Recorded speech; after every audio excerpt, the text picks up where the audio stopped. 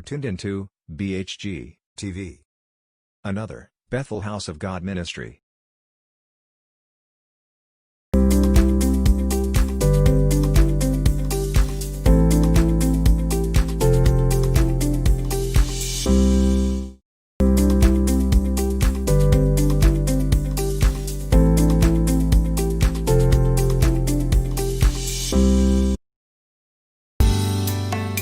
Another day gathered in this place.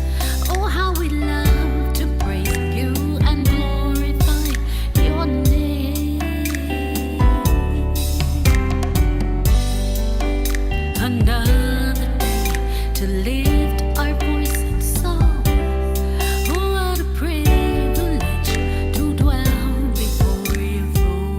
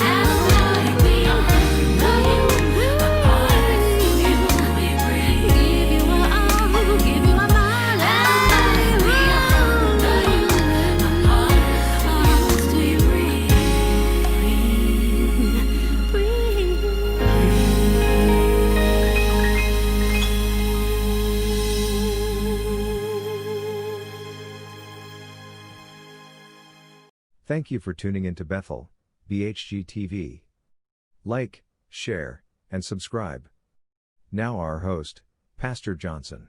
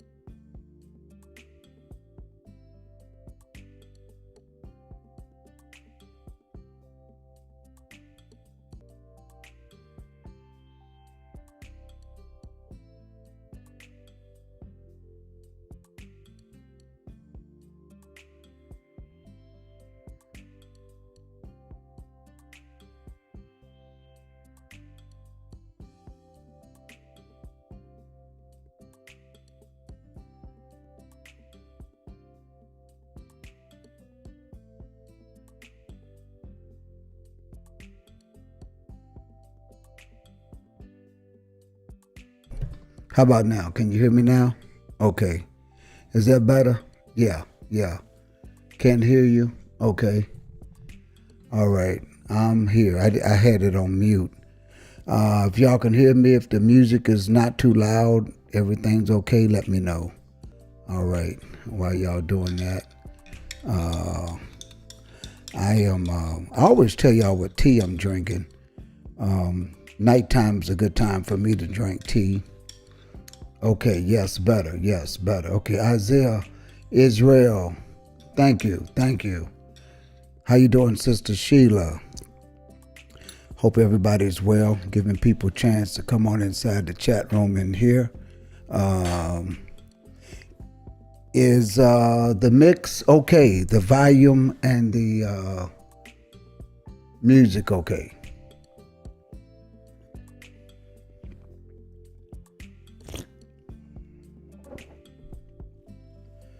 I want to recommend something called white tea to you all. White tea. White tea is real good.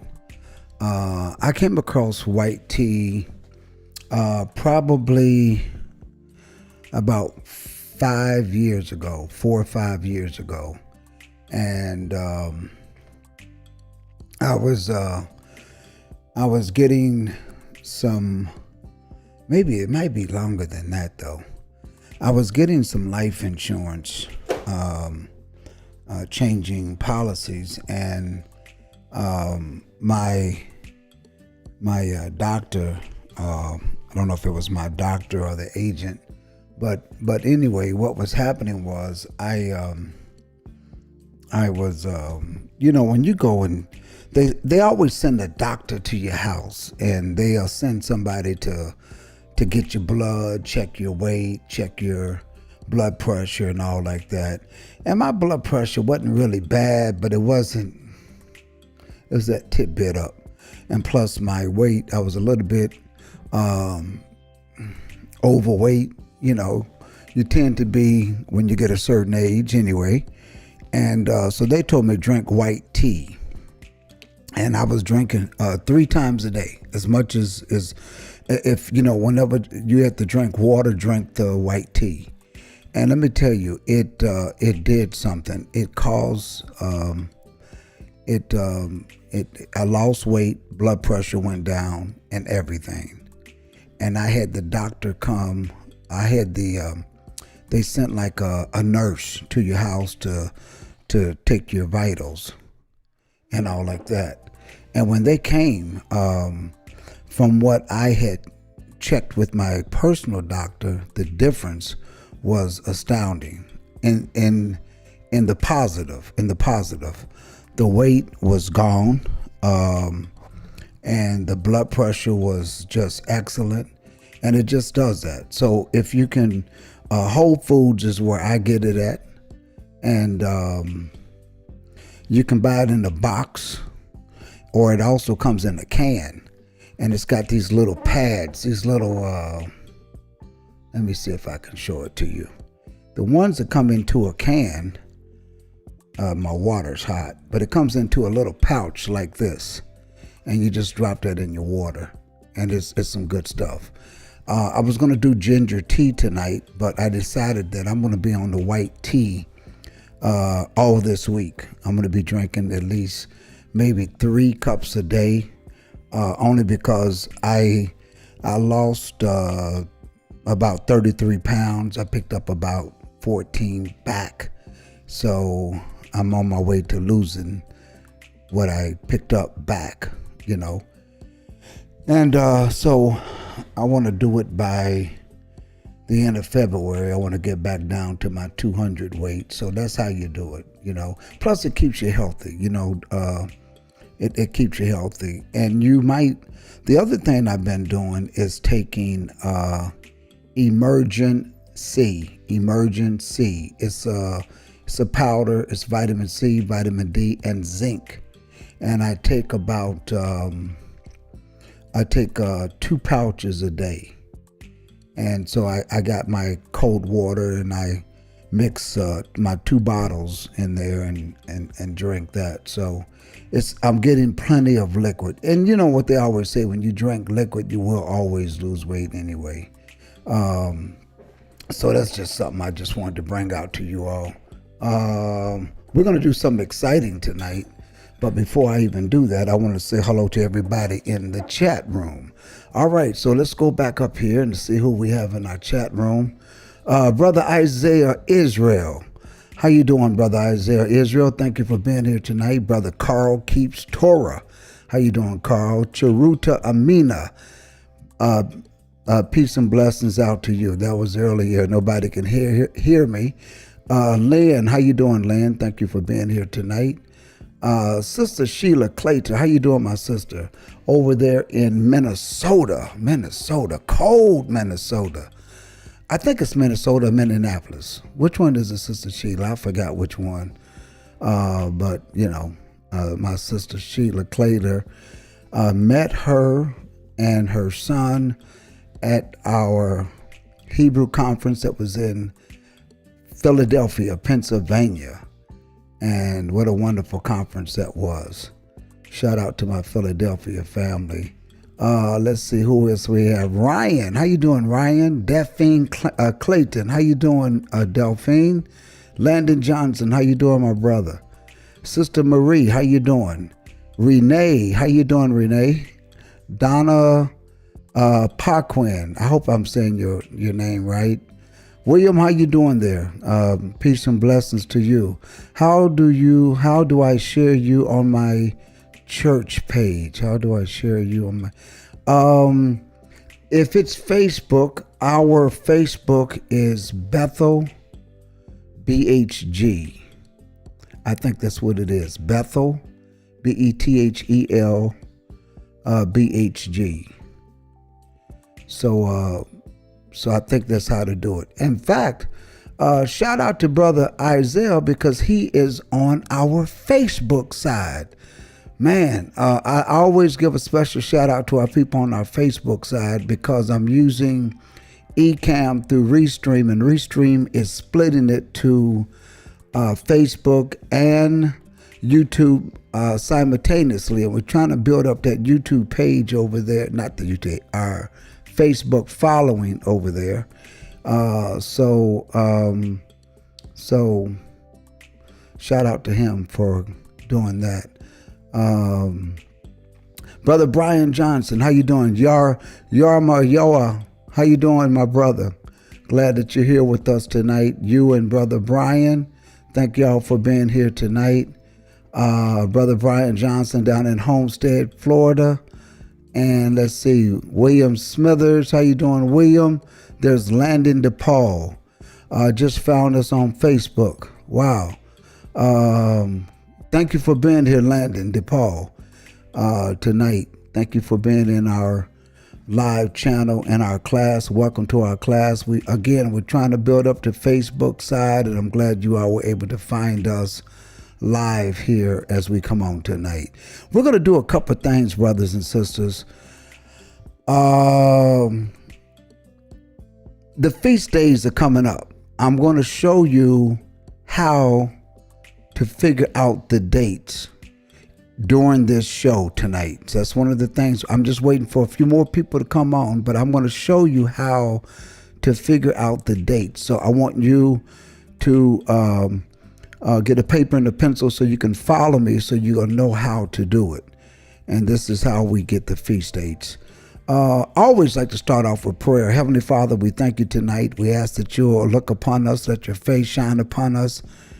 And we recognize you as the only true God, the true and living God, the God of Israel. Let your face continue to shine upon us. Bless this chat room. Bless those that are watching, those that tune in, whom this will be shared with. Amen. All right. We're gonna go into calculating the feast days. That's one thing. I was watching. I'm a football guy. I'm glad to see. Tom Brady and the Kansas City Chiefs. That's going to be a good game in 2 weeks. We have a new president got a new president, and that was sworn in. And of course, you know, we had everybody with every conspiracy theory that there was out there that existed. All of that was taking place, brothers and sisters. I'm gonna fix my camera here. All of that was taking place. Y'all remember that? I mean, it was just so ugly what was going on with that. And here we are. We're back in the saddle again. So we got a new president, and you know, does things really change? I don't think so. I mean, that's just my opinion. I just, you know, things don't really change too much to me when it comes to stuff like that. It really doesn't. So I know to a lot of people, they think, you know, this is going to change, that's going to change. To me, I'm still waiting on my reparation check. And somebody told me today, well, you know, they said, you know, I don't know who. I always like to ask people, who are they? Because everybody always say they. Well, they said that if you don't get it, you can write it off for this year's income tax. I don't want to write it off. I want my money. I don't want to write nothing off. I want my money. That's what I want. If everybody else got it. Seems like Israel always gets the short end of the stick. But that's okay too. It's amazing to see how many police officers, firefighters, and military personnel that they are arresting in that February 6th Capitol incident that they had up there. It's amazing. It's also amazing to see how many people Trump pardoned on his way out the door. Kwame Kilpatrick. I don't know if y'all know who he is, but Kwame was the mayor. He went to school down here in the state of Florida, but he's from Michigan. He was the mayor of Detroit. There was a lot of public corruption issues going on. While he was waiting for his sentencing, I attended an event and he was the speaker, and he was talking about his sentencing, knowing that he was going to get some time. But he was trying to take his case to the Supreme Court. At that time, it was denied, and he ended up getting sentenced to something like, I don't know, 30 some odd years, but he's out now. He's out. And I'm sure that there's going to be when you have that type of issue, you can't do nothing but just run for office again. Just put it back out there and run for office again. So I'm sure that's what he's going to do, is run for office again. I keep up with politics, you know, to a certain extent, just to watch what's going on, watch what's happening out there, and just to kind of, you know, we always have to ask, how does this stuff impact us? It doesn't, brothers and sisters. We need to look at things globally. When we look at things globally, we'll have a better idea of what's happening biblically. A lot of times people want to look at things domestically, which is what's just happening in the United States. You got to look at things globally. And as you can see, Russia is getting its house in order. China is getting its house in order. And that is going to be that army with Turkey. I believe those are the three are going to do some significance, have a significant role in the scriptures. So that's what has to happen. United States is going through a lot. They say a lot of people from Honduras is leaving Honduras, tens of thousands of people, since Trump is no longer in office and since Joe Biden signed the bill to stop the wall, an executive order to stop the wall. People, before the inauguration, they started to walk. They started to leave Honduras, coming through Mexico, coming right to the United States, because they got word from home, from here, people that are here, that the tens of millions of people that are here illegally are going to be granted some sort of immigration immunity. To what level and to what extent, I don't know, but I'm sure people told people at home, get here now before they do that. You want to be in the land, at least try to get here if you can. I still think that America as a country, I don't have to like the politics, but I think it's a place that where we are is where we are right now. Alva, how you doing? Thank you for coming on in. She says I'm late. Alva says I'm late, but good evening. Good evening. Thank you for being here tonight. So we're going to do something tonight. I'm going to do a little Q&A. Let me give you an update on something. All of those that attended and watched the dialogue on Berean TV we did last week, Monday, with Elder Holloway. We're going to be doing that again. The subject is going to be the Sabbath. I'm waiting for Brother Berean to reach back out and let me know when that's going to be. Hopefully it's going to be within the next few days or at least a week or so, because we're ready to have that dialogue. The first dialogue was the covenant agreement. What is the new covenant? And of course, I feel that we biblically demonstrated that the new covenant is the commandments written in our minds. It says on our hearts, which is our minds. And we was able to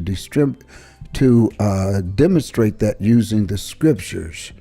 And so showing that you can't take the law off the table. If you take the law off the table, you take that which identifies sin. So that's going to be important to know. Brother Landon says Biden just gave them $4 million in Central America. Well, see, and here's the thing, Brother Landon. We still have people pushing reparations for the African descendants of slaves. And I can tell you, we're not going to get it. There went your reparations right there. That $4 billion, they could have said, listen, if everybody that came over here that are the descendants of slaves that came through the transatlantic slave trade, here's the reparations we're going to give you. Everybody that's got student loans, we're going to wipe those away. I would have been so happy. If we're going to offer you 0% interest on buying a home, we're going to give you a federal allotment toward buying a home. If the home is a 10%, whatever you buy, whatever house you want to buy, whatever it cost is, we're gonna put down 10% of that cost, and that's what they could do, But they're not going to do that, and so we have a problem, brothers and sisters, because we got still people looking for reparations. There's still channels, social media channels, where they're still talking about reparations and what you're going to do with the reparations. But if you read this here scriptures, he says, nobody will redeem you. Nobody will redeem you. We're not going to get redeemed until the Most High returns. That's just the way that is, brothers and sisters. But people want them. They want to put our reparations into institutions or some type of programs. Well, but the thing is, if that's the case, I don't see any form of reparations at all. None. Not even the title, not even the subject, not even a heading. Are we going to see that word reparations? It's just not going to happen. I've been telling, since I came into the awakening, I've been telling Hebrews that since 2017, and they get mad at me sometimes. They really do. They get really upset with me as if the decision is up to me. I'm only just telling you what the scriptures say. But sometimes people get upset because I tell them something that they don't want to hear. And it's not me. I'm just putting forth the scriptures on the table. It's just not going to happen. I tell you what will get you out of this, though. The scriptures tells us, if my people who are called by my name would humble themselves and pray and seek my face and turn. You just can't seek his face. You can't humble yourselves and pray. You got to turn from your wicked ways. Then you'll hear from heaven. And let me tell you something. Whom God has blessed, nobody can curse. And at the same token, whom God has cursed, nobody can bless. So right now, we're just in a limbo state of mind. So the best thing to do is just seek his face. That's it. Just seek his face. Turn back to his word. Turn back to the covenant agreement that's been given to us, and you will see miracles perform. I'm telling you, brothers and sisters, you will see doors open up. Whatever your hands touch, you'll be blessed. Wherever you walk, it will be blessed. Just try it. Tell people that. Just say, listen, just try it. For this man's numerical year that just came in, 2021, try something different. Don't try to find a way out. I don't understand why we want to find a way out of this. His commandments are so beautiful. They're light to our pathway. They're just awesome. As he says, what nation is this that is so blessed that we have? So that's all we have to do, brothers and sisters, just turn right back to that. We got to make, one of the things that we're going to, is to share with people. I can just really share with you, try to save money and use other people's money as much as you can. Get your credit together this year and say, I want to get my credit. I mean, if we're going to be in the land, if we're going to be living here in the world, on the earth, until he comes, at least let's just say, you know what? Let me live righteous. If I want to buy a home, I want to be in a position to buy a home. I want to be in a position to buy a car. I want to be in a position to own a business. I want to be in a position, because when you turn from your wicked ways and seek his face and his laws and statutes and judgments, let me tell you something, doors will open up. But at the same time, you need to be prudent. What are you doing? What is your intent? What is your plan? Write the plan. Make the vision. Write the vision and make it plain. You have to do that. So I encourage you to do that, because let me tell you what people do without a plan. If they were to give you, just like they're going to give this the stimulus money, a lot of people, they might head to Best Buy. That's one of my favorite stores, just to go in there and look around. They may go over to Home Depot or Lowe's or your Brands Mart, your Walmart, Target, whatever that's what people may do. Instead of maybe saying, you know what, let me put this away. Let me tell you something I used to do. Peace and blessings to those coming in, Sister Barbara Benton, and Nash Ben Israel, Darian Lee. Thank you all for coming in. Brother Dexter said y'all hit that like button. Please do that, brothers, sisters. It builds up the algorithm. I'm just waiting for a few more people to get here, and we're going to show you how to determine when the feast days are for 2021. We're going to show you how to do that, how to calculate it. Okay, we're going to show you how to get the date and how to come up with it. All right, so I was sharing with you. I remember what I used to do when I bought my first single family home, or my first home period. What I did was if let's say they say that the house note was $1,200 a month. When you pay your house note for the year, you make 12 payments. 11 payments goes towards interest. 11 of those payments are interest. Now, though, that interest you get to deduct. Your house, your mortgage people is going to send you a statement at the end of the year. They're going to let you know how much interest you paid for your house mortgage. You can know what it is. So if your house note is, let's say, $1,200 a month, you've paid $13,000 in interest. You get to deduct that interest. So let's say you make $60,000 a year. You pay taxes on your $60,000 a year income. But then all of a sudden, you get to deduct $13,000. So instead of paying taxes on $60,000, the government says, well, you should have paid taxes on $47,000. So the difference between that 47 and 60, that overage, that's your tax return. That's pretty much what you're going to get back in your return. So let's say that could be $3,000 or $4,000 that you've paid extra.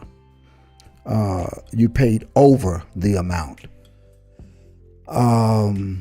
And of course, if you have children, spouse, and all like that, you can deduct that even more. Sometimes I think they give you $2,000 a person. So if you're a family of four, that plus your $13,000 plus $8,000, that's $21,000. So let's just say round it off to 20. So instead of paying taxes on $60,000, you should have paid taxes on 40.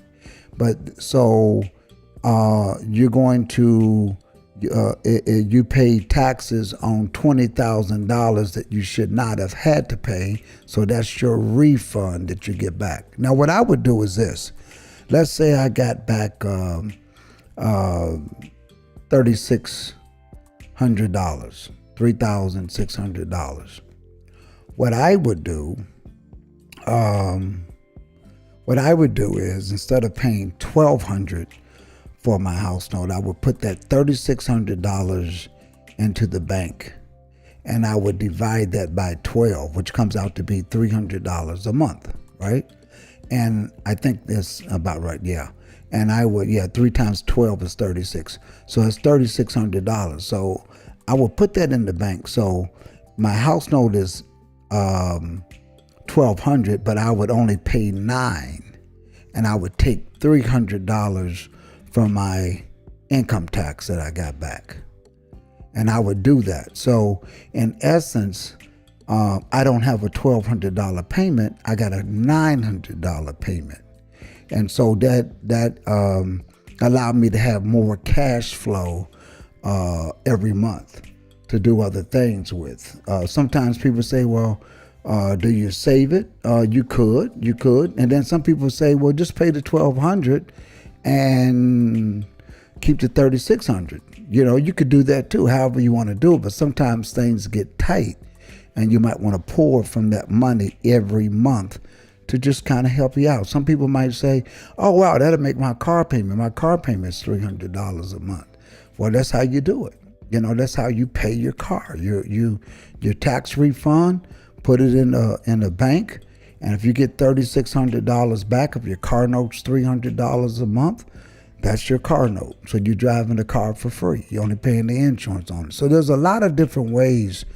And I always say write that stuff down on the paper, because it kind of lets you see how things are going.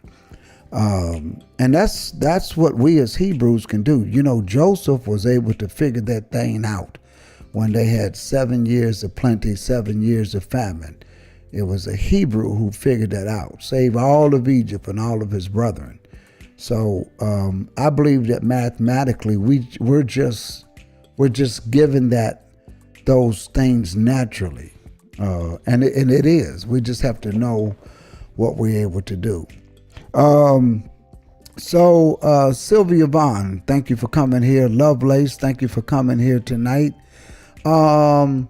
So I wanted to share that with you. Now, I'm going to take a few minutes because I'm breaking my time of tonight before we get into calculating the feast days and tell them you want to put the extra on the principal, not the interest. That's very good there too, Brother Landon. You can also say, you know what? Here's another thing. Sometimes when you got a house note and they'll say, hey, you got extra money in your escrow account. We're going to send you a check, or you can apply that toward the principal, or you can leave it in escrow. Tell them apply that toward the principal. If you have a 30-year house note, and if you make one extra principal payment a year, just one, that house note would be paid off in 17 years. 17 years. If you just make one extra house payment a year, just one. That's what that would happen. So you can take that down from a 30-year to a 17-year mortgage. Now, depending on how you're going to live, if you're going to retire and you're going to get a retirement check, it's best to try to pay off your house by the time you retire. So that's why a 15 or 20-year mortgage would be best. So if you've been on your job for 10 years and you're buying a house and you got 20 more years to work, it'd be best to get a 20-year mortgage or a 15-year mortgage, because your retirement check is not going to be as much as your regular monthly check. It may get there with Social Security kicking in, but you still want to be able to, if you can, have that house note paid for. So that's just another thing to look into, to take into consideration also. And I always tell people, get involved on your job. Get involved with unions and pensions and know what they are and know what it's about, and know what these multipliers are. Some people say, what's a multiplier? And I did that because I've done union contract negotiations on behalf of cities with unions. So one of the things is a multiplier is this. People that are in what we call first responder, they have, in most cases, a 3% multiplier. But in some of them, over recent years, they was able to negotiate a 4% multiplier. Here's how that works. If you've been on the job for 25 years as a first responder, and you got a 3% multiplier, then you go 3 times 25 years, and that's 75%. So you would retire with 75% of your pay. That's how that works. Some of them were able to get a 4% multiplier. So they work 25 years times 4. That's 100% of their pay after 25 years. That's first responders. Teachers get a 2% multiplier. I haven't seen anything better than a 2% multiplier. So how that works is teachers, let's say teachers stay in the business a little bit longer than first responders. And some people say, wow, first responders. But let me just say this, the average lifespan of a first responder after retirement is 3 years. So a lot of police officers, firefighters, after they retire, somehow their health just goes down. I don't know what it is, but that's statistically. They don't take care of themselves. They just stop doing everything at one time. So that's not good. The other thing, teachers stay in the business longer. So a teacher is going to get a 2% multiplier. So if a teacher stays there 35 years, they're going to 2 times 35, they'll get 70% of their pay. Now the way that works is a lot of these jobs, they say, well, and it'd be a 2-year final average. Some jobs is a 3-year final average. So if your salary was $80,000 for the past 2 years, then that's $80,000. You're going to get 70% as a school teacher that's there for 35 years. You're going to get 70% of your $80,000. If you were a first responder, they have a 2-year average or a 3-year average.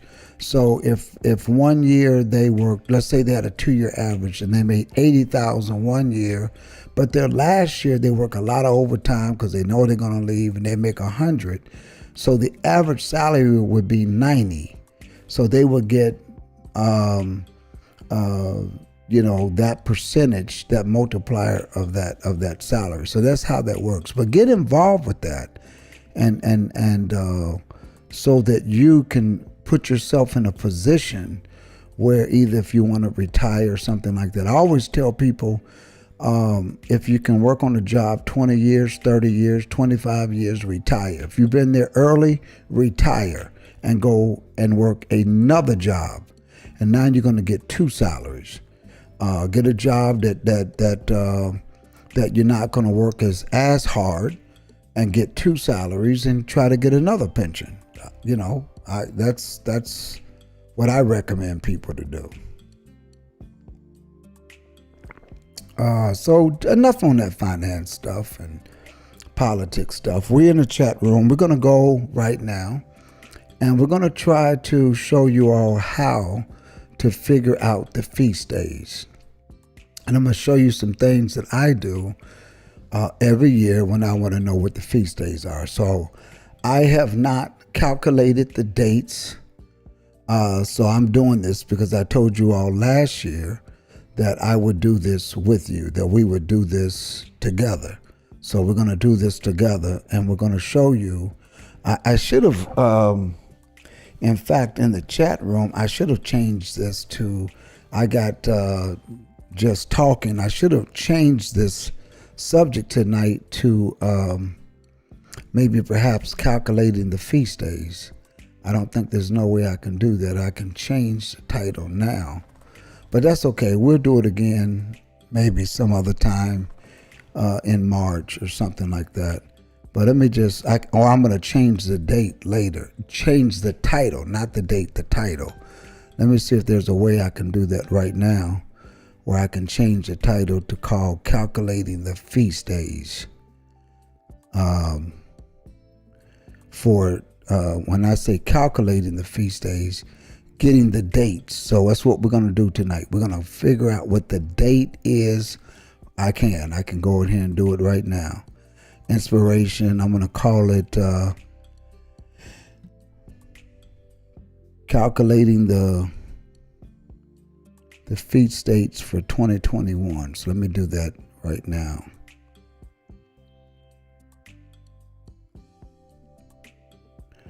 Feast day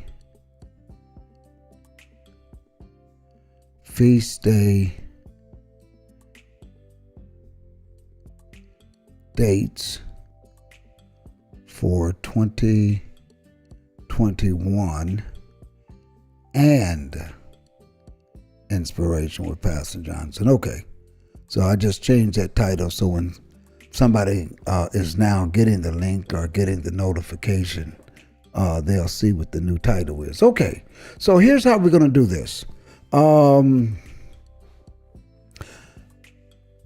I want to say this to you. A lot of people just go on the calendar and look on their regular calendar to figure out when Passover is and the feast dates. The reason why you can't do that is because a lot of times the so-called Jewish people have rules of engagement that they do. They will not have a double Sabbath on certain feast days back to back. When I mean a double Sabbath, they will not have a feast day falling on a Friday and then going into a regular 7th day or a weekly Sabbath. So they avoid it. And the way that they avoid it is that they will change the dates of the feast days. Now, I'm not telling you something that's not written. You can look it up for yourself, and it's there. And when you do that, you can figure out what that is. Yosef Ben Yosef, praises to you, my brother. Thank you. Thank you for subscribing and coming on. So what we're going to do tonight, we're going to figure out the feast day dates. Now, I want to say this right off the bat, a disclaimer. I can't attest to how other groups figure out their feast day dates. Okay, I can't figure it out. I will say this. I'm glad that we're just keeping them. There is a way to figure it out, and I think that this is the correct way in which I'm going to show you. But you'll find in this community, if you're new to the awakening, you'll find in this community that a lot of people do their Passover it's as much as 30 days off. As much as 30 days off. So I have never gotten into the discussion on that. I know why. Some of it, and one of the reasons is because it's the identification of what a new moon is. Some groups do not want to use any tools that the world uses, period. At all, period. So if they say that this way is north, some groups, just out of anger, they say, no, we're not going to call that north, we're going to call that south. We're going to call back there north. That's our north, this is your south. So our south is your north and our north is your south. And it's no rhyme or reason. I know people that do that. At least that's what the explanation is to me. So what we're going to do is I'm going to show you how we do it. And when I show you how we calculate the feast dates, I want you to get it. Now, first of all, the time that we go by is Jerusalem. We go by, shout out to Brother Julius in the room, we go by the time that's in Jerusalem. And the reason why we do that is because, let me see if I can pull up my Bible here. I got it up. So let me pull up the scriptures and just show you why we do that. Let me see if I can show you. Let me move this over and get this kind of centered here. And so we can get that. So I'm going to show you why we use Jerusalem, okay? In the book of Zechariah, let's go over here and fix this up here. Because Jerusalem is a holy city. That's where the kingdom is going to be set up at, okay? And so all of timing and all of that will be set up according to we're going to go to Zechariah, the 14th chapter. And I'm not going to read all of this. I'm just showing you. I'm just scrolling. This is when the Lord returns.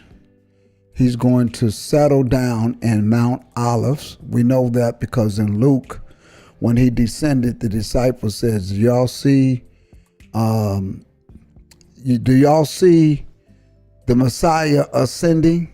This same Messiah, Jesus, is going to return right back here on Mount Olives, and that's where his feet.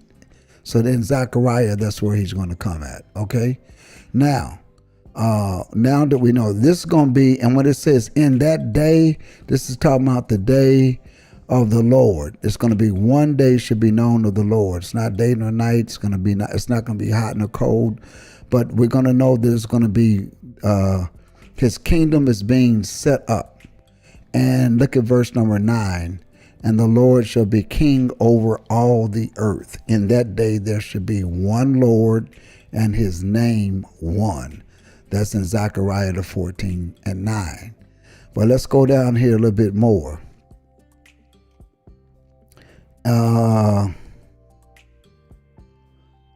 Because he's not going to kill everybody, because, the slain of the Lord is going to be many. But in verse 16, it shall come to pass that everyone that is left of all the nations which came against Jerusalem shall even go up from year to year to worship the King, the Lord of hosts, and to keep the feast of tabernacles. And it shall be that whoso will not come up of all the families of the earth into Jerusalem to worship the King, the Lord of hosts, even upon him shall be no rain. Another book we're going to go to is the book of Acts. Now, some people take this to say, well, the only place that you can really observe the feast is in Jerusalem. That's not true, because there's so many scriptures that he says that even in your captivity, if you would remember and bethink yourselves and face Jerusalem and turn from your wicked ways. So how do you do that? You do that by doing what his commands are. Here's one right here. On the day of Pentecost, when Pentecost was fully come, they were all on one accord and in one place. But I want to skip down here to let you know that there was people from everywhere. When they started to hear these people speak, they said in verse 7, and they were all amazed and marveled, saying one to another, behold, are not all these which speak Galileans? And how we hear every man in our own tongue wherein we were born. And look at where they came from.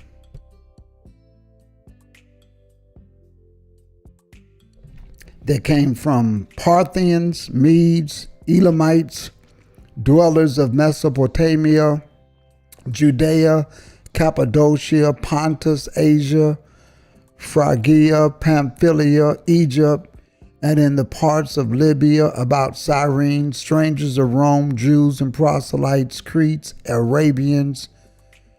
We do hear them speak in our tongues the wonderful works of God.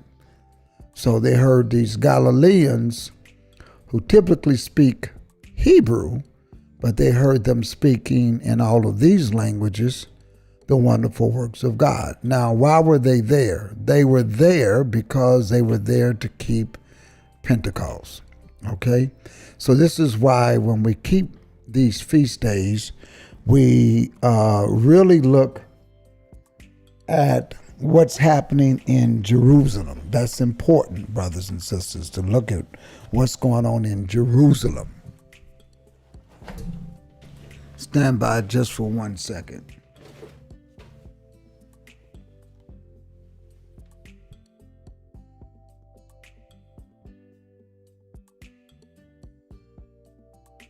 Now, keeping that in mind, because that's what we're going to be doing, we need to find out when we do these feast days every year, when is the new moon in Jerusalem?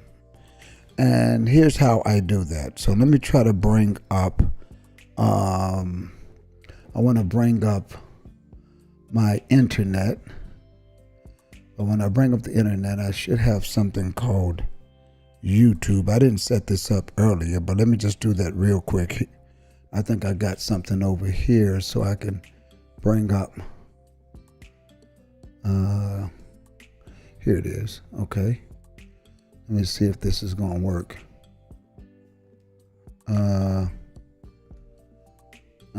think I'm still here. Let me see here. Let me hit unlock. Y'all, we're still there with you. And we're going to go to Google Chrome. There we are. Google Chrome. Okay. Now what we're going to do is I'm going to do something called, I'm going to go to Google. All right.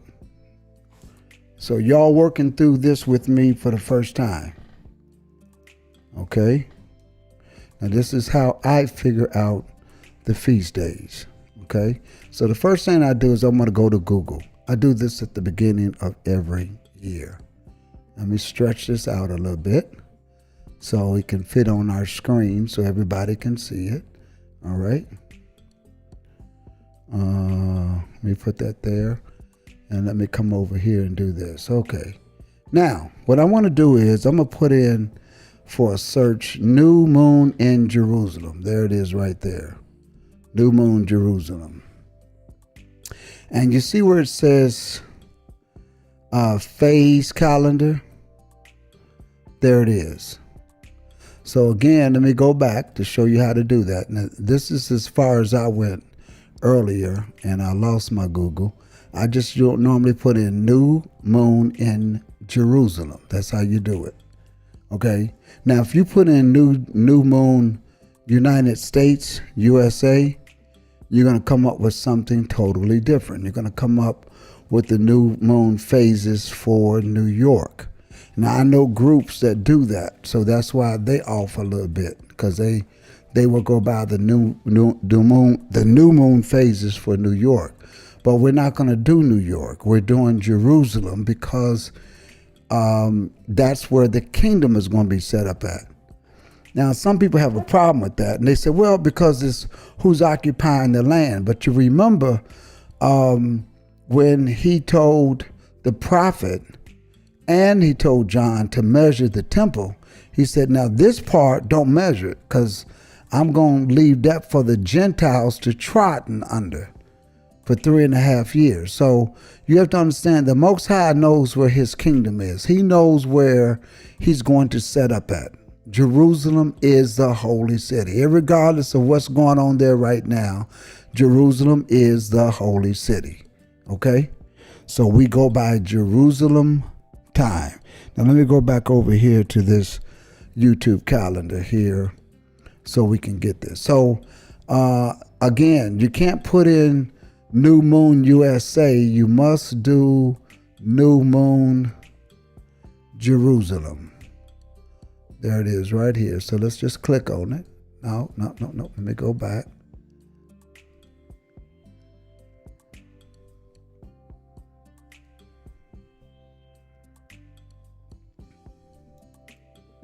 There it is right here. So I want to set that up.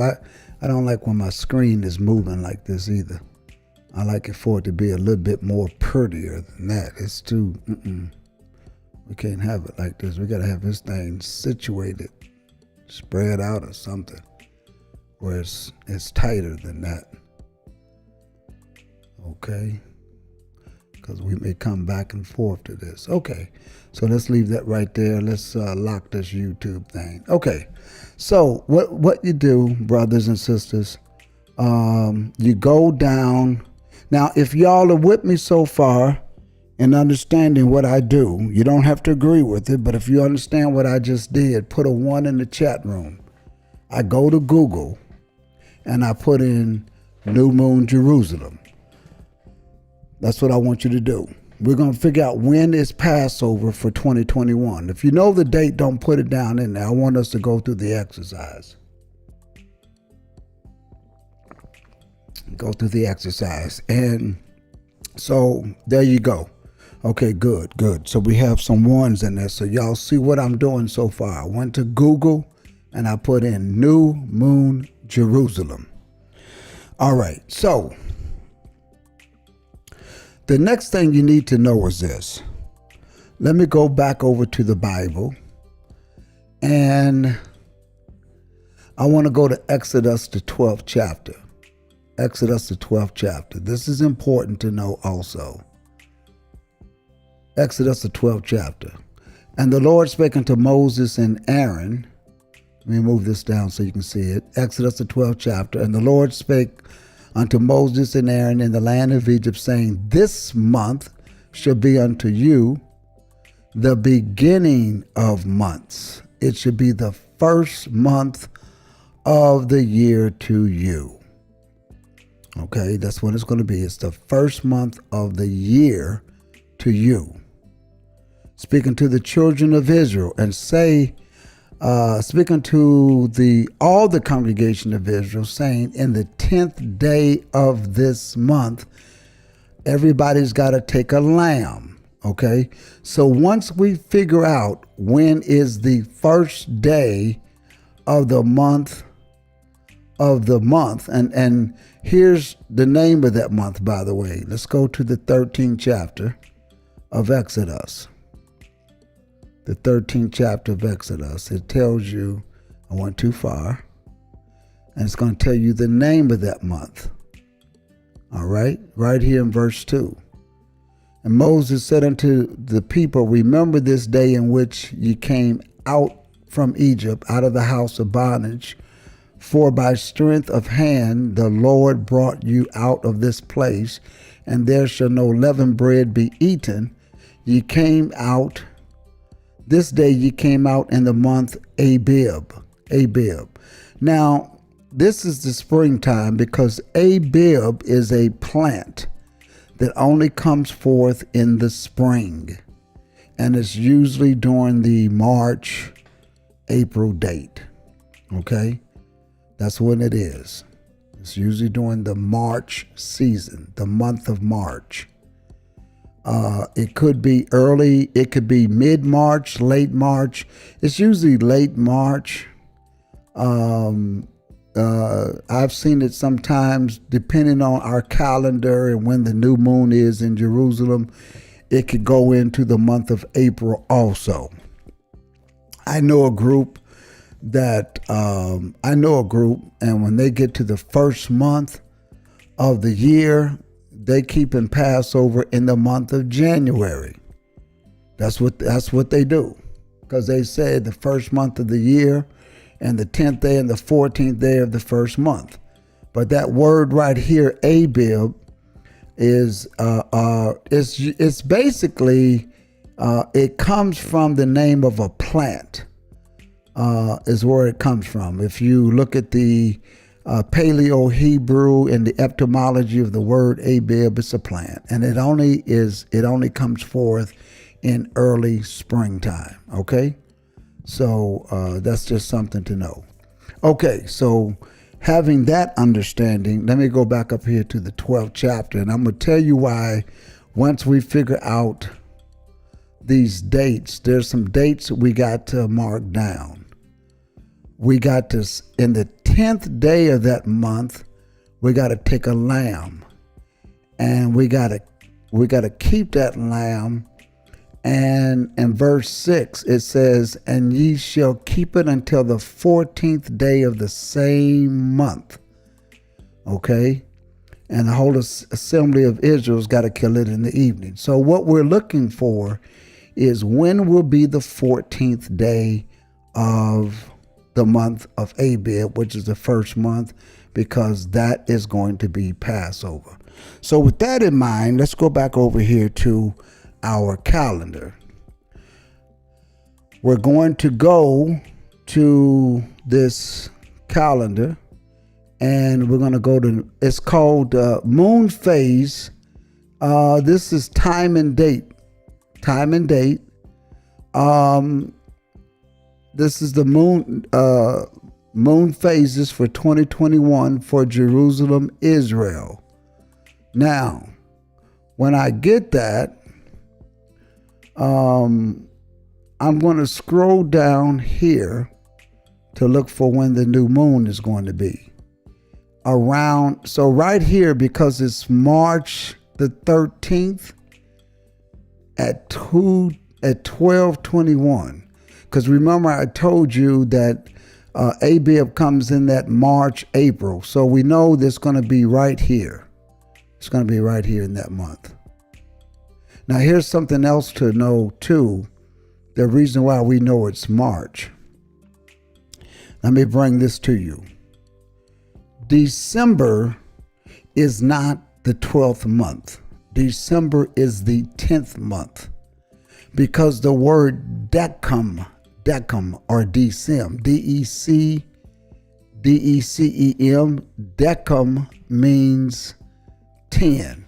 And let me just show that to you. I'll open up another page so you can see that that's really the 10th month. Let me open up another browser here, and I'm going to come up here and I'm going to put in the word decem, D-E-C-E-M. Okay, we're going to do a Google search on Decem. And you see where it says here, name said to be derived from Decem, 10, referring to the fact of its being often timorous or numerous. I guess that's what that is. So actually December is actually the 10th month and not the 12th month. Okay? So which means January would be the 11th month. February is the 12th month. It's the last month of the year. So therefore, when we look at this right here, March the 13th, then we know that's Decem. Now let's look up another word that we can get this also. Bethany, how you doing? Thank you for coming in to class tonight. We're determining when the feast days are going to be for 2021. Mario, thank you for coming in. If there's any other newcomers, we're determining what the feast days are. So let me just make sure you all got us.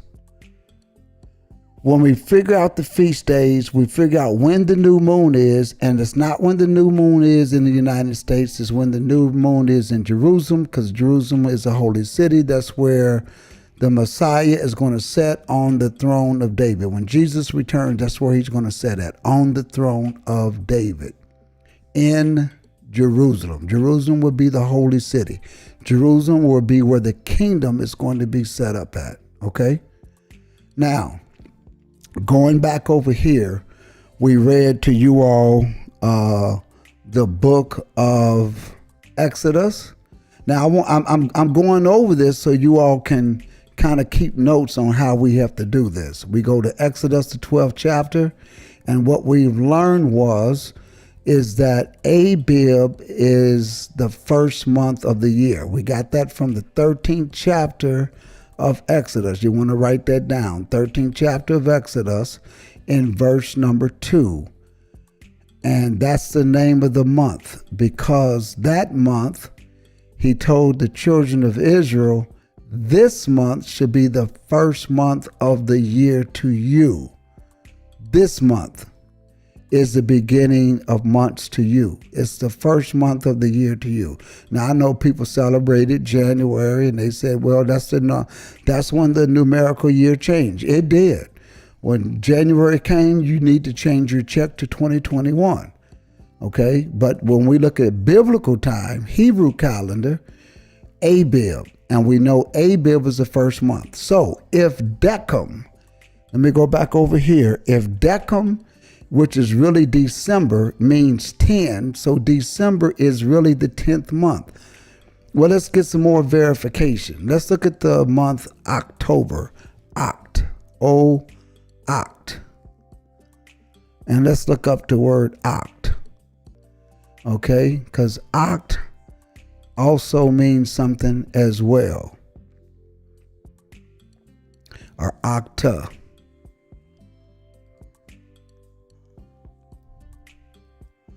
Octagon. That's where October comes from.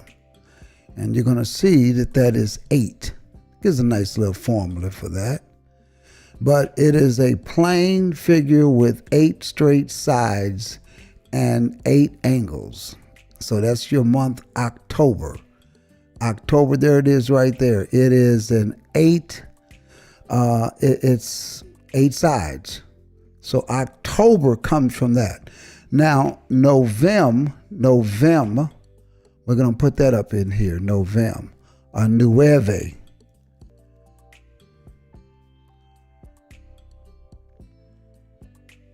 Nuve. We should come up with 9. There it is right there. That's November. That's where that comes from. November. So what we're learning something here, that we got November, we got October is the 8th month. We've got November is the 9th month. Decem or December is the 10th month. Therefore, January is 11th month. And February is the 12th month. That means somewhere about March is the first month. But March the 1st may not be in sequence with the new moon in Jerusalem. The new moon would be the first day of the month Abib. So it's off. It's not day one for day one. So March the 1st is not necessarily Abib the 1st. It's not. So remember in Exodus, this month should be the beginning of months to you, and on the 10th day of the month. So you can't go, okay, well now it's March, the 10th of March. Because again, Abib 1st is not in sequence with March the 1st in the West. United States is in the West, okay? So what you have to do is find out when is that new moon, okay? So let's go over here back to the new moon calendar. Let's find out when the new moon is. There it is right there. Let me show that to you. The new moon is going to be, let me see if I can blow this up a little bit. There it is right there. The new moon is going to be on March the 13th, okay? March the 13th at 12:21 p.m. 12:21 p.m. Now this is something unique here, because at 12:21 you can't see the new moon at 12 o'clock in the afternoon. So you won't see the new moon until the sun goes down.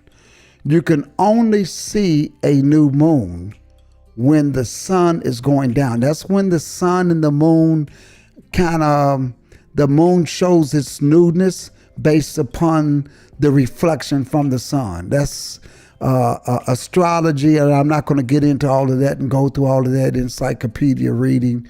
But basically, the sun has to be setting before you see the new moon. Okay? It has to be setting before you see it, or in that motion. So it's not all the way down. The sun must be going down. It still must be up, but it must be in its final phases of before it gets dark. You will see the new moon.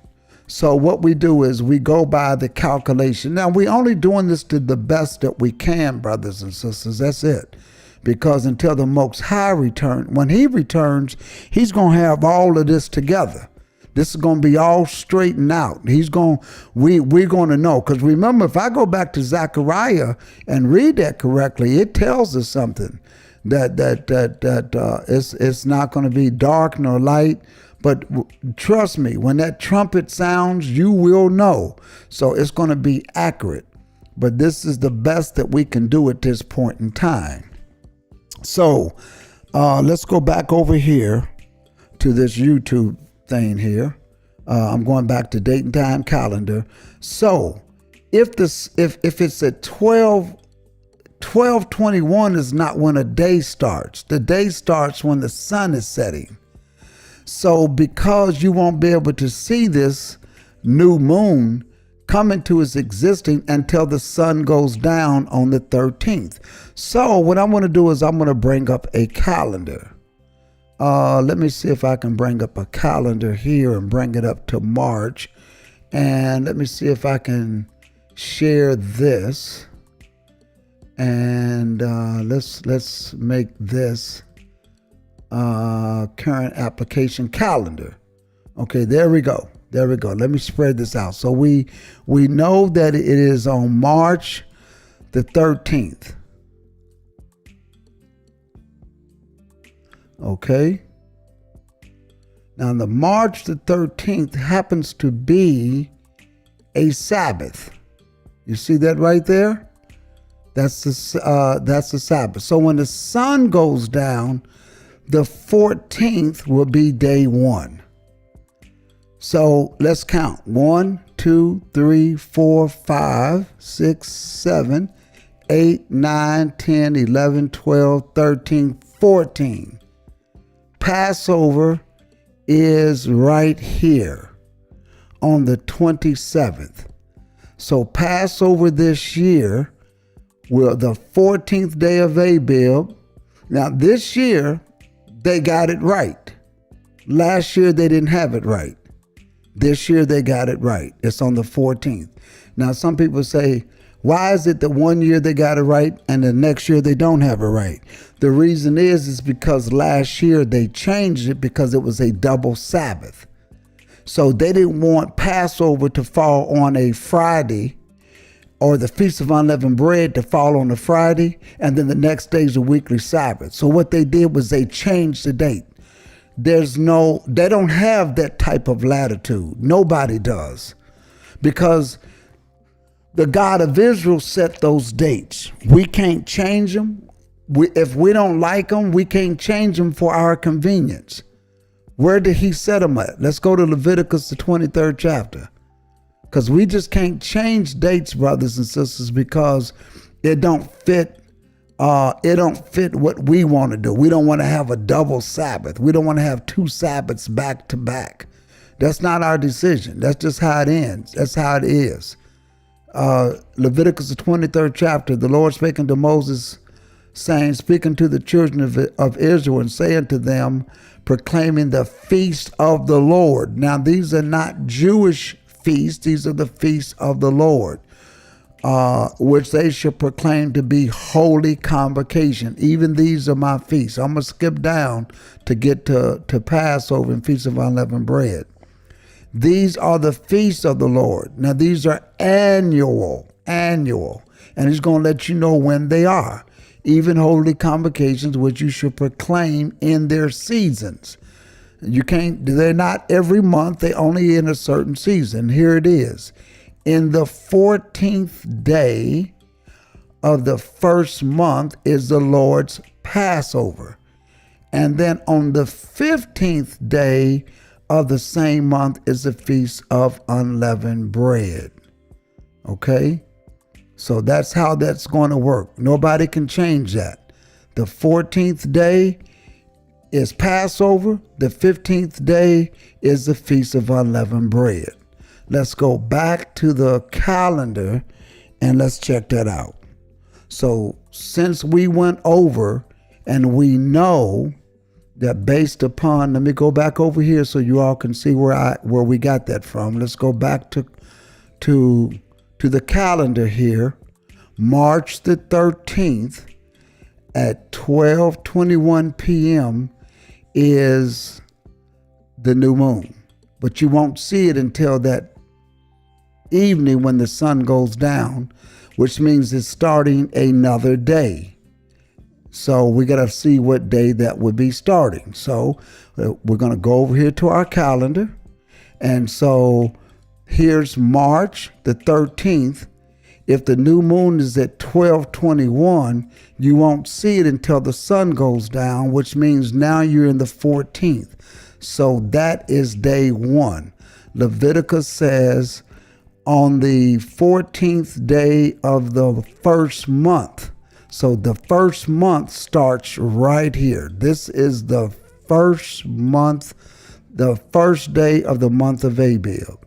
So let's count. That's day 1, day 2, day 3, day 4, day 5, day 6, day 7, day 8, day 9, day 10. Now on the 10th day is when they get that lamb. And then they kill it and they keep it till the 14th and kill it. So that's day 10, 11, 12, 13, 14. So in 2021, March the 27th is Passover. And it's also the 14th day of the first month, which means the Feast of Unleavened Bread is on the 28th. So there will be a double Sabbath. You're going to have a weekly Sabbath here, and the next day is the Feast of Unleavened Bread. And the Feast of Unleavened Bread is a Sabbath. It's a Sabbath. The first day of the Feast of Unleavened Bread and the seventh day of the Feast of Unleavened Bread is a Sabbath. So that's day 1, 2, 3, 4, 5, 6, 7. So this year, the last day of the Feast of Unleavened Bread falls on the Sabbath, right there. So the Feast of Unleavened Bread is on the 28th, which is a Sunday. Passover is on the 27th. It begins sundown on the 26th. Okay, that's when it begins. That's when Passover begins. Passover is when you kill the lamb. You cannot have the Feast of Unleavened Bread until you kill the lamb, because the lamb is the atonement and unleavened bread is when you sin free. Okay? Now, I'm going to show you how to calculate Pentecost from here. If this is Passover right here, we're going to go to another scripture and I'm going to show you something back in Leviticus. So let's go back to Leviticus so we can see something over there. If you all got me so far, you don't have to, if you somebody, well, I don't do it that way, but if you got what I have calculated in the manner in which I've done it so far, put another 1 in the chat room. Put another 1. I don't want to lose anybody. Bethany says, why did they change them? It was done by Julius Caesar and the Gregorian calendar. They just did it. There's a whole why they changed the months. When somebody came a ruler, they didn't like something, they just changed it. That's just what Rome did. They just said, we're going to change it. And so, but you can go into the encyclopedia and there's a lot of information when you look up the Gregorian calendar and the Julian calendar. And they did something that was it's just what they wanted to do. They mess with time a lot. They never change the days of the week. There's always been 7 days in a week. They never changed that at all. But what they would do is they would mess with time. All right, so I give you an example. That was a very good question. I'll give you an example how they would mess with time a little bit, just real quickly. Let's look at our calendar right here, and we're gonna look at the 15th. If they felt, and it's Monday, this is Monday. This is the second day of the week right here. We're just gonna put down the second day of the week. And this is the numerical 15th. If they felt like they wanted that the calendar was off by 3 days, what they would do is the next day will continue to be the second day of the week, but instead of it being the 16th, they would add 3 days, and this now becomes the 18th. So you still maintain having 7 days in a week, and they didn't fool with that. This was still day 1, day 2, day 3, day 4. But if they felt like things was 3 days off or 4 days off, this would still be day 1, day 2, but on going from day 1 to day 2, they would say, okay, tomorrow is not going to be the 16th. Tomorrow's going to be the 18th. That's just how they did it. And you can read that in the encyclopedia to verify what I'm telling you. But I wasn't prepared to go into that depth of it tonight, but that's how they did it. So they never messed with the days of the week is the point that I want to get at. It always remained in sequential order, day 1, day 2, day 3. But they could decide, listen, on the 4th day of the week, it's the 10th. So when it comes to the 5th day of the week, it's going to be the 14th. That's how they would do it. They wouldn't say, it's the first day of the week and it's going to be the first day of the week for the next 4 days. That's not how they did it. They would just change the next day. they would change that date so of the calendar. So that's how they did that. But very good question. So let's go back and look at the calendar so we can get some more understanding. I want to go to the scriptures because I want to show you something about Pentecost. So we know already we've done Passover. And just to recap that, I'm going to go back to that so you can see it. We've determined that the new moon in Jerusalem is going to be on the 13th at 12 o'clock in the afternoon. You won't see it until that night, which means the 14th is day 1. And when you count from here to the 27th, that would be the 14th day of Abib. So Passover this year is on the 27th of March. The next day is the 15th. That is when the Feast of Unleavened Bread starts. So that's the Sabbath. And the last day, which is 7 days, is a 7-day feast, which is now April the 3rd. That falls on a weekly Sabbath. So those that have to take time off, if you're off on the weekend, you might not have to take any time off because that's going to fall on a Saturday. Okay, now, and it's good to have these dates in advance so you can put in for your time. Okay, now let's go back to the scriptures and let's read this real quick. Listen to what it says. These are the feasts of the Lord which you shall proclaim in their seasons. In the 14th day of the first month at even is the Lord's Passover. On the 15th day of the same month, so we know that's going to be the 28th of March, the 15th day of the same month is the Feast of Unleavened Bread. 7 days you must eat unleavened bread. The first day, listen to this, the first day you shall have a holy convocation. And in the 7th day, there's a holy convocation. That means it's the Sabbath. Okay, so let's go back to the calendar. And if Feast of Unleavened Bread starts here, the first day you shall have a holy convocation. And the 7th day you shall have a holy convocation. So that's the first holy convocation, second, third, fourth, fifth, sixth, 7th day, you shall have a holy convocation. So that's how they get. So Passover's on the 27th.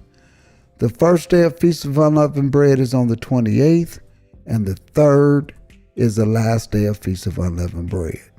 Now let's go to look at the Feast of Tabernacles, how you going to calculate that.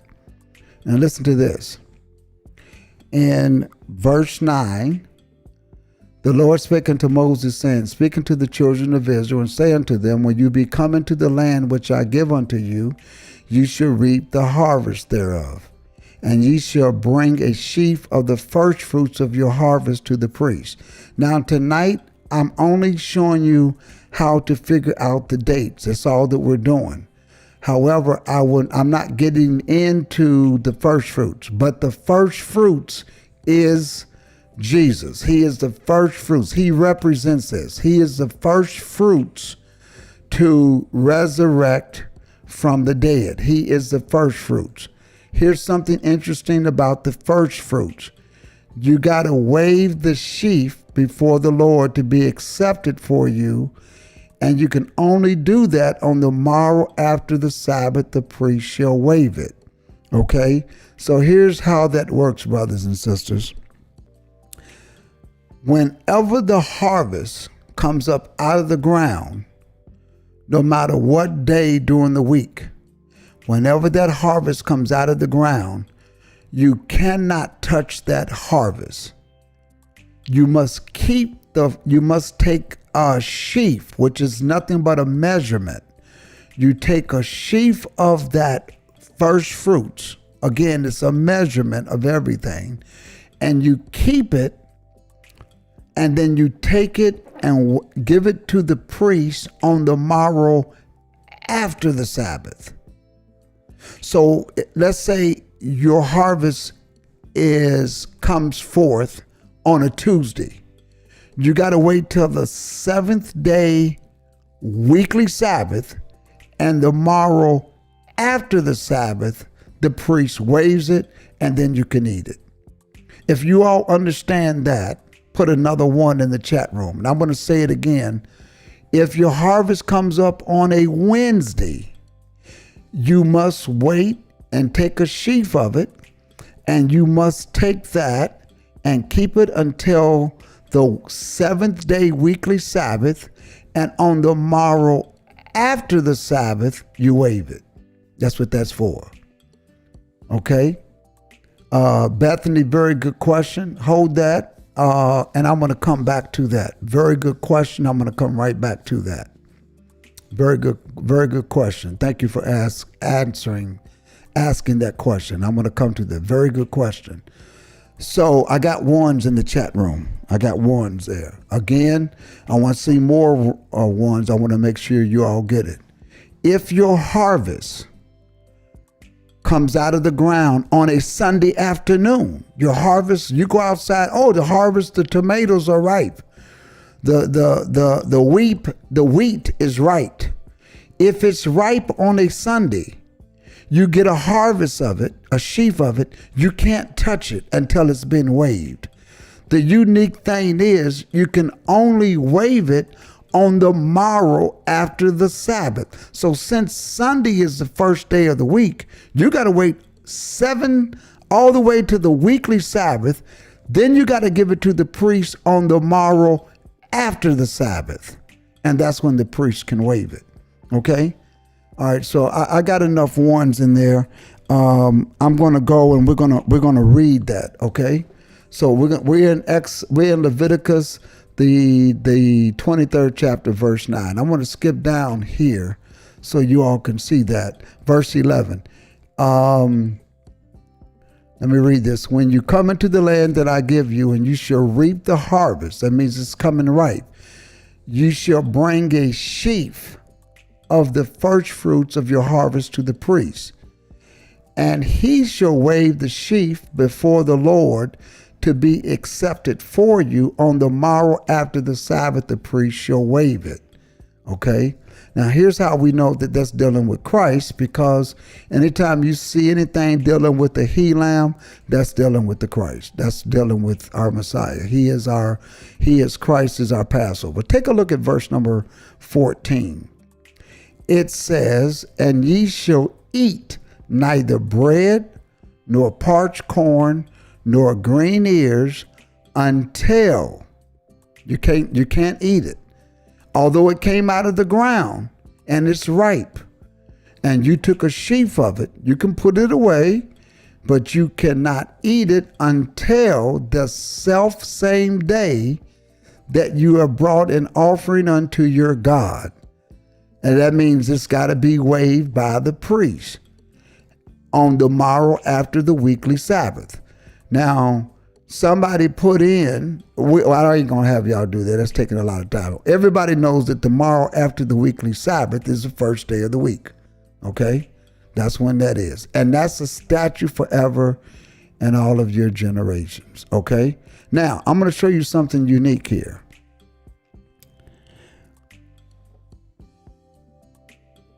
Not tonight. I'm just going to tell you, but I won't do the lesson. Jesus was killed on a Wednesday in the middle of the week. He was put in the grave. He's the first fruits of our harvest. He was put in the grave on a Wednesday night. Okay? I'm going to show this to you, and I'm going to show you a scripture that makes something very interesting. So here is a Wednesday right here. Y'all see that Wednesday right there? He was killed on a Wednesday. He was placed in the grave that night when the sun went down. 3 days and 3 nights later, well, check this out. From Wednesday to Thursday would be 1 day. Thursday to Friday in the evening time. So if he was placed in the grave before the sun went down, he is going to get up out of the grave before the sun goes down. Check this out. So from here, from Wednesday before the sun goes down to Thursday before the sun goes down is one day. From Thursday to Friday before the sun goes down is 2 days and 2 nights.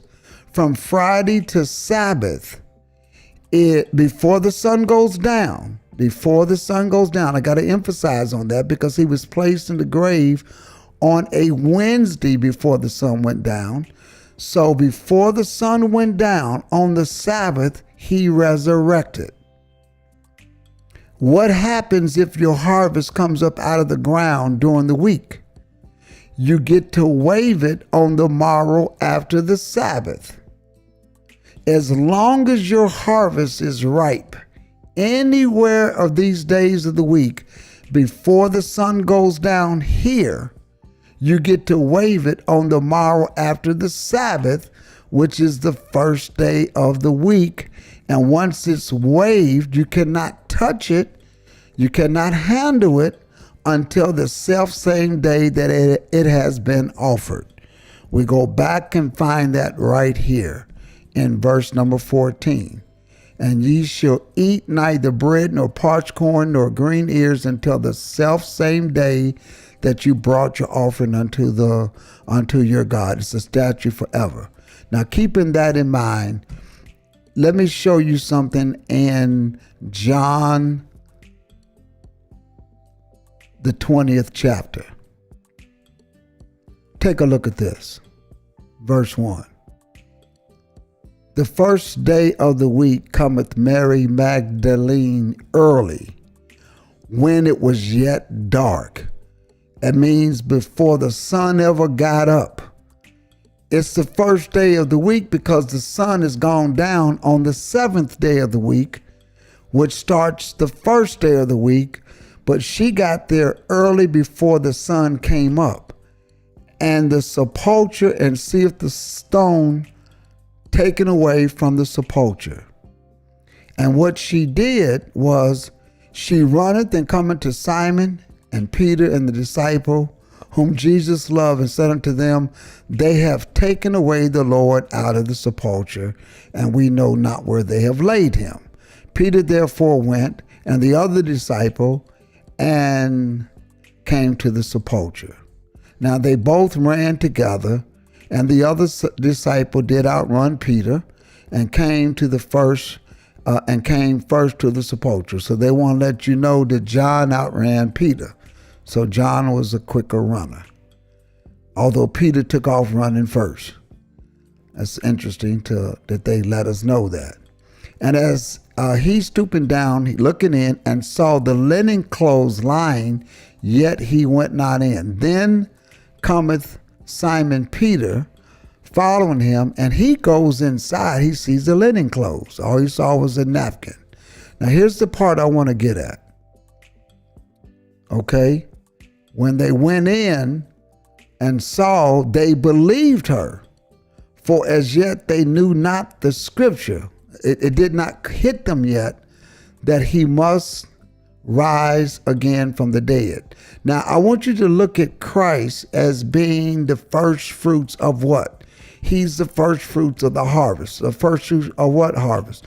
He's the first person that has come through the flesh, that has ever died, came alive, and became spirit. Okay, that has never been done before. That's why he's the first fruits. Now listen to this. I want to show you this.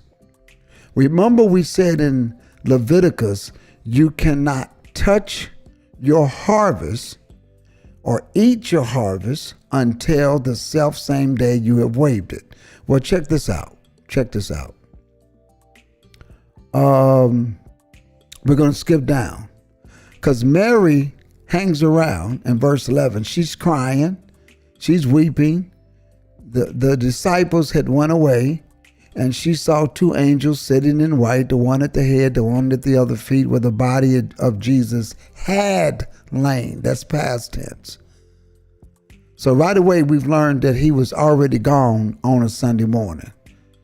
And they said unto her, Woman, why weepest thou? And she said unto him, Because they have taken away my Lord. I know not where they have laid him. Okay, so we're going to get here. Eventually, She's talking to Jesus and don't know it. Here's in verse 15. Jesus said unto her, Woman, why weepest thou, whom thou seekest? She, supposing him to be the gardener, said unto him, Sir, if thou have borne him hence, tell me where thou have laid him, and I will take him away. And verse 16, Jesus says unto her, Mary. He called her by her name. And she knew the voice. And she turned herself and said unto him, Rabboni, which is to say, Master. But listen to what Jesus said to her. This is key, brothers and sisters. This is another key reason why you know he did not resurrect on a Sunday. He resurrected on the Sabbath. Look at verse 17.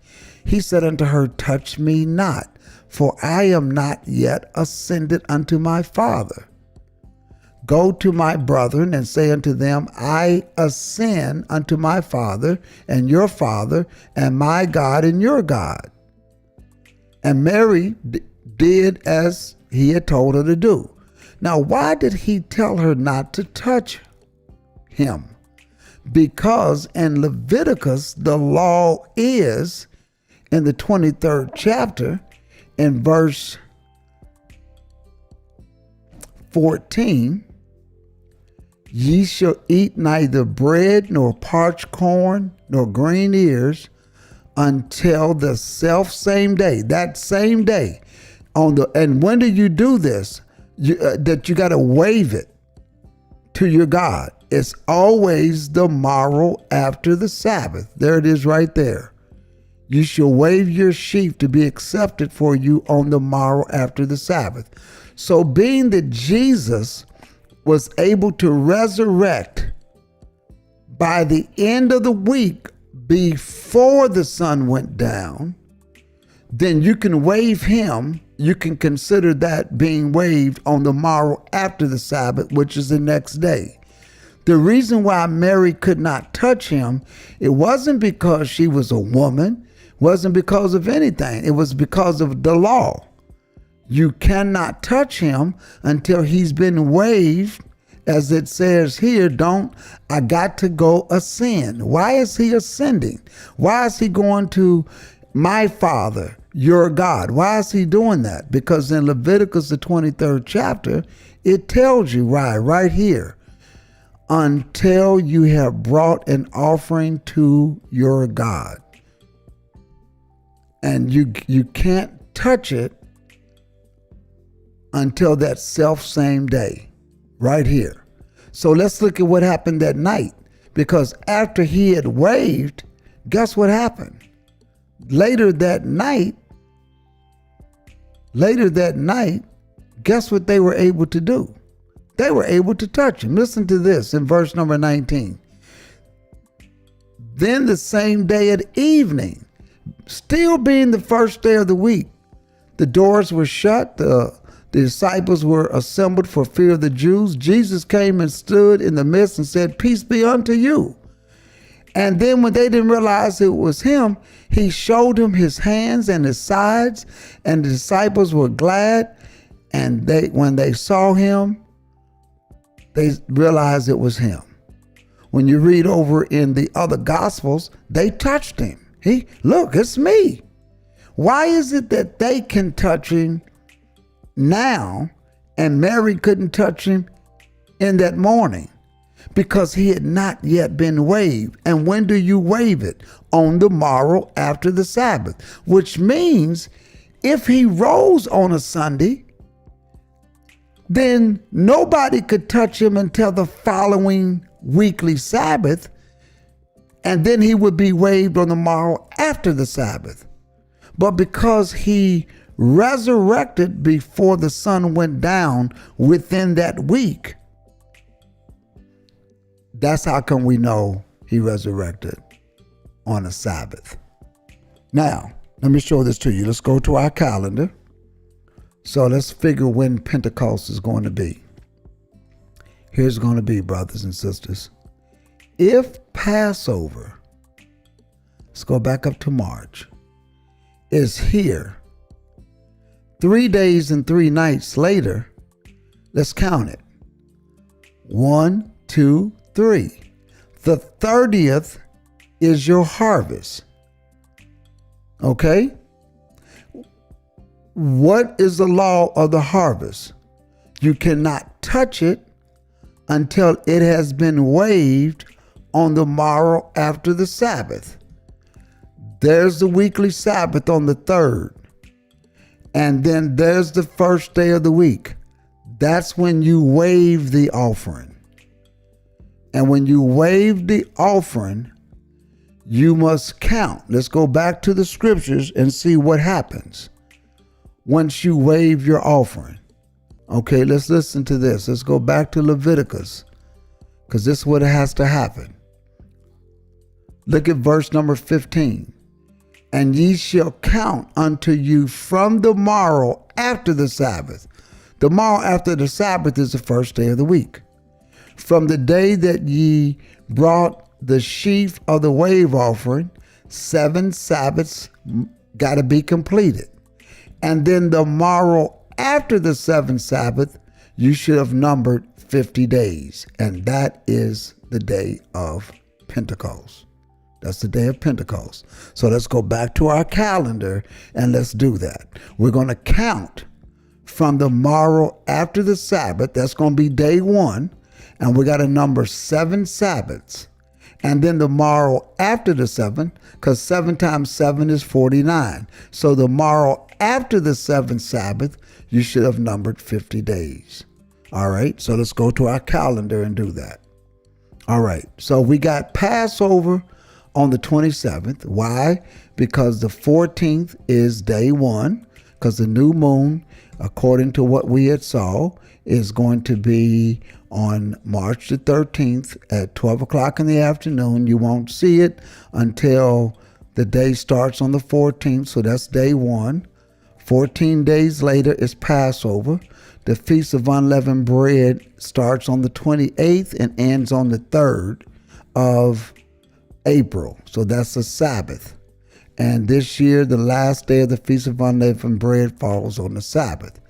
If the Passover is killed here and placed in the grave, you got to count 3 days later, because he is the first fruits of the resurrected. He's our harvest. So that's going to be day 1, day 2, day 3. So the harvest comes up out of the ground on the 30th, but you cannot touch it until it's been waved until the morrow after the Sabbath. So there's the weekly Sabbath. That will also be on the 3rd. And then the morrow after the Sabbath is going to be the 4th, which is the first day of the week, because that's always the morrow after the Sabbath. And you got to number 50. You got to number 7 Sabbaths. Okay, so let's count 7 Sabbaths. That's 1, the 10th. That's 2. That's 3. That's 4. That's 5. That's 6. That's 7. So Pentecost shall be on the 23rd of May. Pentecost will be on the 23rd of May, which is a Sunday or the first day of the week, because Pentecost is always the 50th day. The morrow after the 7th Sabbath shall you number 50 days. Let's go back up and just make sure that we're got our dates and calculations right. So we're going to go to right here, and we're going to count Passover here. That would take us here. 3 days and 3 nights later, 1, 2, 3, which means our harvest comes up here. You can't wave it on the sheaf of our first fruits. The first fruits, it has to be waved on the morrow after the Sabbath, which is going to be on the 4th. If you count from the 4th, and I'm not going to count all of that, I'm just going to go 7 Sabbaths. So that's Sabbath 1. That's on the 10th. So that's 1, 2, 3, 4, 5, 6, 7 Sabbaths shall be completed. and the morrow after the seventh Sabbath shall be Pentecost. And that's how we calculate it. So what we did, brothers and sisters, we calculated some dates for you. We showed you when Passover is, Feast of Unleavened Bread, so you know when the two Sabbaths are, and you know when Pentecost is. Pentecost is going to be on the 23rd of May. That's the Sunday. Passover is on March. Let's go back for that. Passover this year is going to be on March the 27th. The day of unleavened bread, the first day would be on the 28th of March. The last day of the Feast of Unleavened Bread, the seventh day of the Feast of Unleavened Bread, falls on a weekly Sabbath this year, which will be on April the 3rd. Okay, April the 3rd. You start counting 50 days starting from April the 4th. And when you get to May the 23rd, that will be 50 days. That will be the day of Pentecost. Write down those dates. If you are not with a congregation that observes the feast days, if you need a letter, the only day I can think that you would need a letter on, but if you have to work on a Sunday and Pentecost is going to be on that Sunday, if you need a day off or you want us to write you a letter, send me an email at Bethel House of God right here, right there at Bethel House of God Gmail, and say, Pastor, can you formulate a letter for me? I will do the letter for you, put it in your name, I will scan it and email it to you. So just send me it right there and I will do it for you. So if you have to work on those dates and you like to get off, it's best to put in for those dates now. Put in for them now in advance so you can get off. Okay? So that's what we did tonight. We calculated the feast day dates. There was a question in the chat room about Purim. And the question was, let me go back up here to that question. What about the Feast of Purim? Is that a feast day? And what is that signifying? Okay, so let's go to Leviticus, the 23rd chapter. Very good question. Leviticus, the 23rd chapter is right here. When you look at Leviticus, the 23rd chapter, Bethany, Purim is not mentioned at all. So therefore, Purim is not a feast day. It's not one of the feasts of the Lord. Purim is a civil day. It's not a Sabbath. It's not a holy day. It's not a feast day at all. It's a civil day. In the book of Esther, because of the fact that Esther was able to save her people from a genocide war. So in order to recognize that event, they called it Purim. And that's what Purim is. That's what it is. It was a day to recognize the fact that Israel was not, there was no genocide, meaning that they killed everybody, according to the book of Esther. Now, it's why we call it a civil day. Well, let me give you an example. The 4th of July is a civil day for the United States because that's when they got their independence from Britain and became a country in 1776 on July the 4th because they defeated it. And that's why we got the Spark Works, because there was a big war that day and they won. So that's the civil day for the United States. Purim is a civil day for Israel, but it is not a Sabbath. It's not listed among the feast of the Lord in Leviticus the 23rd chapter. So that's the answer for that question. So all of that being said and done, that's our lesson tonight. I'm glad I was able to share this with you and be a part with you tonight. And we got quite a few people in the chat room. And looking at the algorithm on the other end of Facebook, we got quite a few people viewing as well. So that's very good. So this was a good time to do this. I know it's late. I started late because I was watching football. I was watching football. Sorry, but I'm a sports guy. But I wanted to at least get this out. So that's our lesson tonight. I hope you all enjoyed it. If there's any other questions, comments, I want to say to all of you all, thank you for supporting this channel. If you want to become a supporter, you can always do it by these mechanisms here. If you want to give directly to the social media, be a part of our Patreon. And you can do that by bhgtv.online/Patreon, and you can become a monthly subscriber. And if you wanted to do $5 or $10 a month, you go in, you log in, and that is that's a third party. Patreon is a social media platform. And what you could do is you can say, take out of my debit card $10 a month or $20 a month. So you can go do that. So we wanted to just share that with you, okay?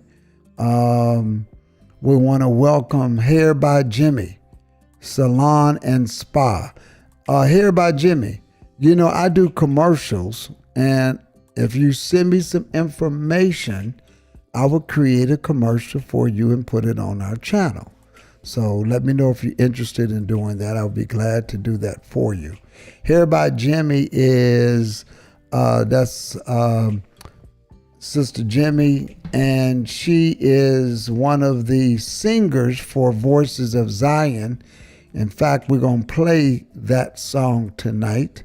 We're going to play it. And Hem of His Garment. Brother Julius in the chat room, Brother Julius says that December the 24th, 2020, Balm of Gilead has a lesson on dedication and Purim. Yes. And it was taught by Brother Anderson, that it was on December the 24th. I think I may have that lesson. I'm not for sure, but if you want to go look at it, go to the Balm of Gilead radio show. That's the YouTube channel. Brother Julius, we simulcast them every Thursday night, and you can look at that lesson. Brother James Anderson did a very good job over in Baton Rouge teaching that lesson. All right. So that's all I have tonight, brothers and sisters. Heavenly Father, we thank you tonight for this lesson. We thank you for those in the chat room. We just want you to continue to put your hedge of protection around us. We continue to give you all the glory, honor, and praise. In Jesus' name, amen. All right. Thank all of you all for being in here tonight. And I'm going to go grab Hem of My Garment. Where is that at? That's going to be the first song we play tonight. So glad to have Sister Jimmy in the chat room. She does an awesome job on that. I'm just so proud of my Israel of God family for what they're doing.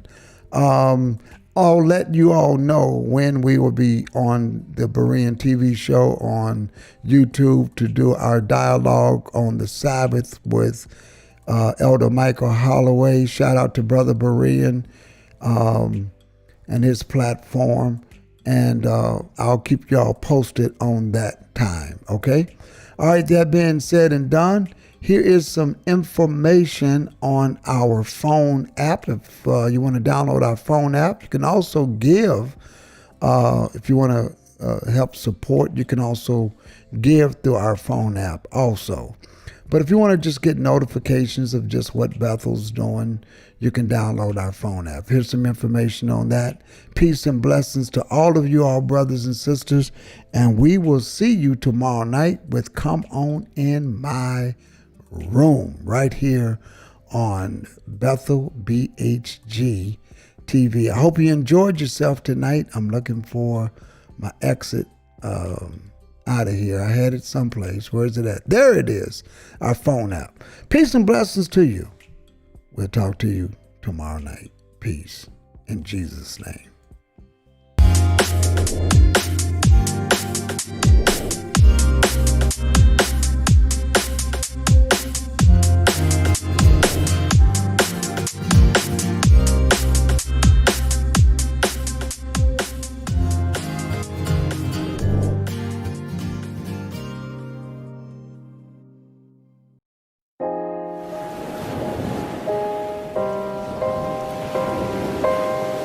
Deuteronomy 28. And it shall come to pass, if thou shalt hearken diligently unto the voice of the Most High thy power, to observe and do all his commandments, which I command thee this day, that the Most High God will set thee on high above all nations of the earth. But if thou wilt not hearken to the voice of the Most High, to observe and do all his commandments, then curses shall come upon thee and overtake thee. All these lies and delusions, wake me up, show me a new dawn. Open your eyes, rise, children of the light. I am awakened, I am awakened.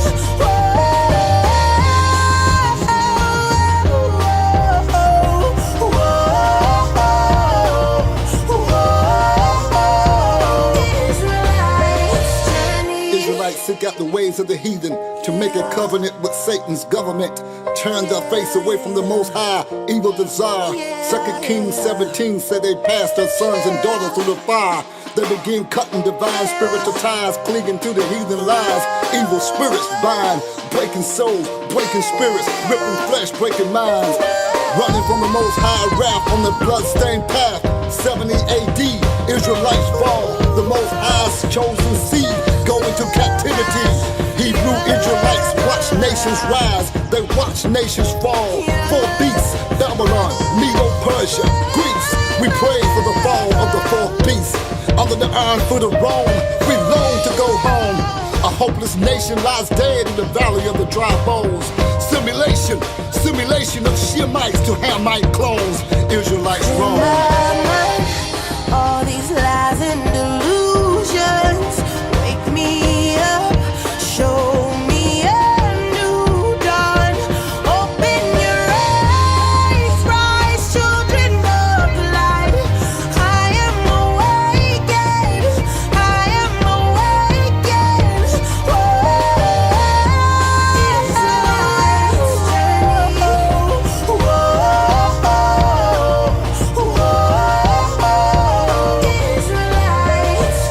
Israelites enslaved to build a wicked nation.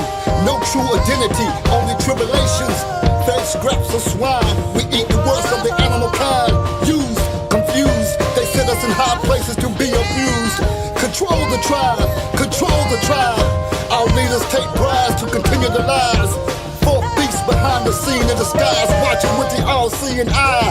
The heathen take flight into a new world order. Hebrews sleepwalking into a wicked system that's gonna fall. Awake, awake, reject Babylon. Hear the trumpet of awakening throughout the day and night. Awake, the Most High's people, the Israelites. The earth has swallowed the flood of deception. The harvest ripe for collection. His people are walking, standing like a mighty army. The Most High has summoned, the Hebrews are coming. Awake, come out of captivity. Awake, you who sleep. Arise, receive the Most High's laws and commandments. We are the Israelites. In my mind, all these lies and delusions, wake me up, show me a new dawn. Open your eyes, rise, children of the light. I am awakened, I am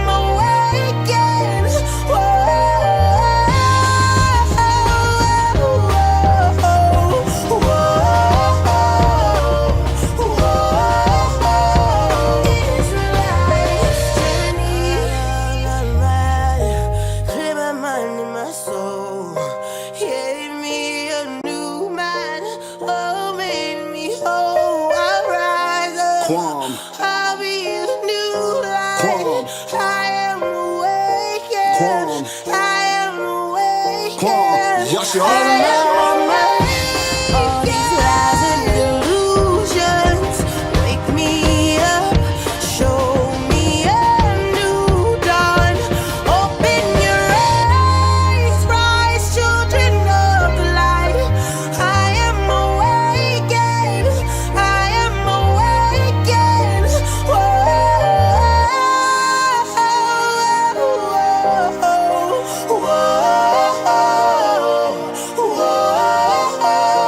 Israelites journey.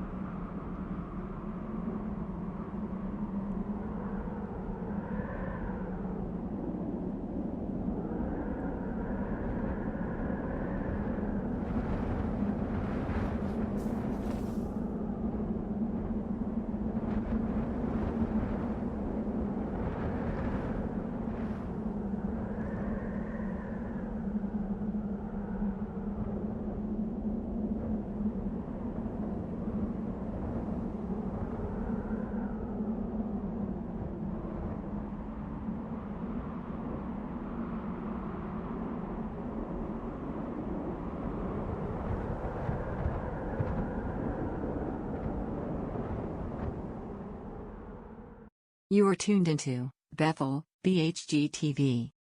Another Bethel House of God ministry.